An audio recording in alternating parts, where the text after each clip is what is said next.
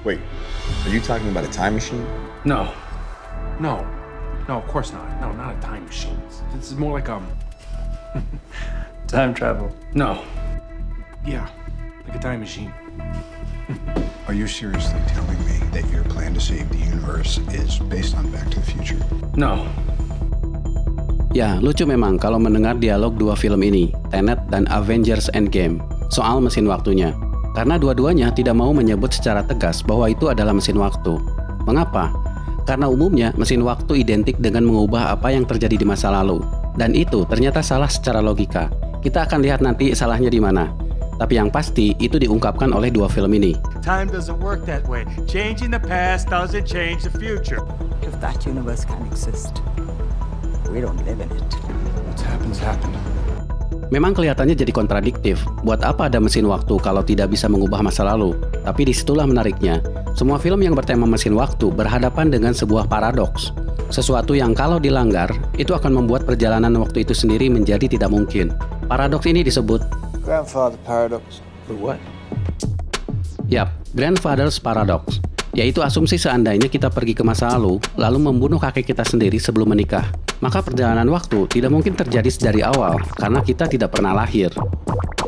Poinnya sebetulnya bukan soal membunuh si kakek, tapi pada dasarnya mengubah apa yang sudah terjadi justru bisa membuat perjalanan waktu itu sendiri menjadi tidak logis. Misal, seandainya kita pergi ke masa lalu untuk mencegah adanya COVID-19, kalau berhasil, bukankah COVID itu tidak ada bahkan sebelum kita melakukannya? Terus perjalanan tadi tujuannya buat apa? Itulah paradoks. Maka kata-kata Hulk ini menjadi penting. That isn't true. Think about it. If you travel to the past, that past becomes your future. And your former present becomes the past, which can't now be changed by your new future. Exactly. So Back to the Future is a bunch of bullshit? Nah, demi menghindari paradoks itu, maka Tenet dan Avengers Endgame mengambil jalan lain. Avengers Endgame mengambil jalan multiverse, sedangkan Tenet mengambil jalan causal loop. Apa bedanya? Coba kita bahas. Mesin waktu Avengers pernah kita bahas. Intinya adalah ketika para Avengers pergi ke masa lalu, sebenarnya mereka tidak lagi ada di dunianya, tapi berada di dunia yang berbeda, yang berjalan paralel dengan dunia asalnya. Jadi ketika Captain America bertemu dengan dirinya sendiri, itu bukan lagi orang yang sama. Begitupun dengan Tony Stark yang bertemu ayahnya. Itu adalah realita yang berbeda, yang tidak akan mengubah apapun yang sudah terjadi dalam realita asalnya. Lagi pula, mereka kesana bukan untuk mengubah apapun, tapi hanya meminjam batu Infinity yang di dunia mereka sudah hancur. Remove one of the stones, and that close splits.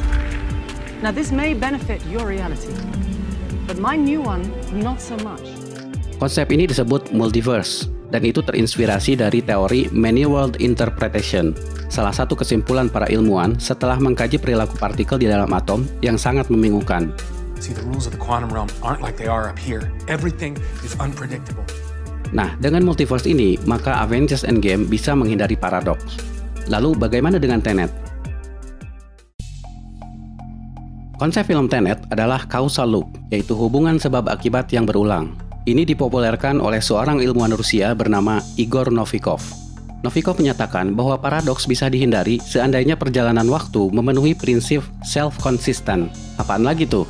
Para ilmuwan menjelaskannya dengan bola biliar. Bayangkan sebuah bola biliar masuk ke dalam mesin waktu, lalu muncul di masa lalu dan menumbuk dirinya sendiri sebelum masuk mesin waktu. Jika tumbukan itu menyebabkan dirinya tidak masuk mesin waktu, itu menjadi paradoks.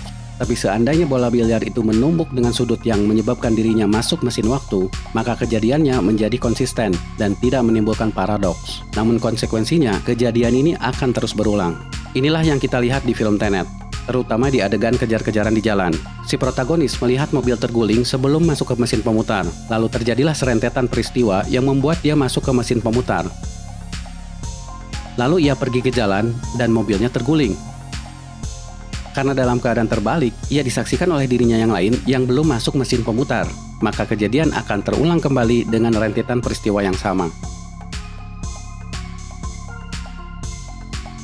Karena itu Neil mengingatkan di sini bahwa apapun usaha yang dilakukan si protagonis untuk mengubah apa yang sudah terjadi, tapi yang menjadi catatan adalah bahwa konsep ini ternyata menimbulkan paradoks lain, yaitu kita tidak pernah tahu siapa yang pertama mengalami kejadian itu, karena kejadian itu berulang tanpa awal dan tanpa akhir. Paradoks ini disebut bootstrap paradox. Have you ever heard the term bootstrap paradox? Bootstrap paradox bisa kalian temukan juga kalau kalian nonton serial Dark di Netflix. Di salah satu episodenya, ada adegan di mana seseorang pergi ke masa lalu untuk bertemu seorang profesor, lalu menunjukkan buku tentang perjalanan waktu yang ditulis profesor tersebut di masa depan. This book has traveled back through time. It found me before I even wrote it. It's all a question of origin. Where is the beginning? When is the beginning? Is there a beginning at all? The world is full of such paradoxes. Jadi dalam bootstrap paradox, asal-usul sebuah informasi atau objek menjadi misteri. Buku itu tidak akan ada kalau si profesor tidak menulisnya. Tapi si profesor tidak akan menulisnya kalau tidak ketemu dengan buku itu. Uniknya, Novikov menyebut informasi yang menjadi misteri ini dengan istilah jin. Kalau kalian mengira itu adalah jin dalam terminologi Islam, sayangnya kalian benar. Karena Novikov terinspirasi dari terminologi jin di dalam Quran untuk menyebut makhluk yang tidak tampak. Kembali ke Tenet. Tenet itu sendiri menjadi paradoks dan sepenuhnya menjadi misteri. Di akhir, Neil memberitahu bahwa Tenet dibentuk oleh si protagonis sendiri. Hey, you never did tell me who recruited you, Neil. Haven't you guessed by now? You did. Tapi dia tidak akan membentuk Tenet kalau dia tidak direkrut oleh Tenet. All I have for you is a gesture. In combination with a word, Tenet. Nah, yang lebih menarik lagi, nama dari tokoh utama ini pun sama sekali tidak disebutkan di film, selain menyebut dirinya the protagonist. I'm the protagonist of this operation. Dan tidak seperti film-film Nolan lainnya, yang tokoh utamanya pasti dijelaskan kehidupannya, tapi di sini tidak dijelaskan sama sekali. Bahkan namanya pun tidak disebutkan. You don't work for us, you're dead. Ya karena dia bagian dari paradoks juga, seperti Tenet. Dia akan terus ada dan terlibat dalam misi Tenet yang terus berulang. Dia adalah tokoh utama, tapi bukan yang pertama. Karena itu, identitasnya sengaja dibuat misteri. You are a protagonist. Did you think you were the only one capable of saving the world? Oke guys, itulah keunikan dari film ini. Kalau kalian pusing, ya wajar. Karena pada dasarnya, semua ini adalah tentang paradoks. Kalau kalian menemukan paradoksnya, ya mungkin itulah tujuan dari film ini. Jadi kalau tidak dipahami, seperti yang dibilang Barbara di film ini, don't try to understand it. Feel it. Tapi setidaknya ada satu pelajaran penting yang bisa kita petik dari film ini, bahwa apa yang sudah terjadi ditakdirkan untuk terjadi. What's happened's happened. Which is an expression of faith in the mechanics of the world. It's not an excuse to do nothing. Fate? Call it what you want. What do you call it? Reality.